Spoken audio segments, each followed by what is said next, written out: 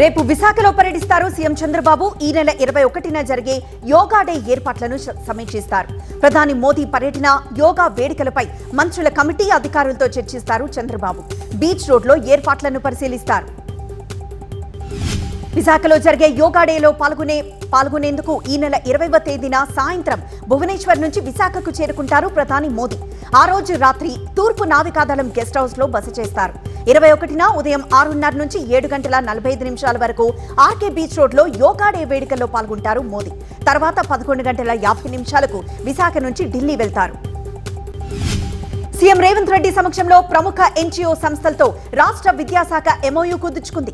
ప్రభుత్వ పాఠశాలల్లో చదివే విద్యార్థులకు అత్యాధునిక బోధన సేవలను ఉచితంగా అందించాలన్న లక్ష్యంతో ఎంఓయూ కుదుర్చుకుంది ప్రభుత్వం.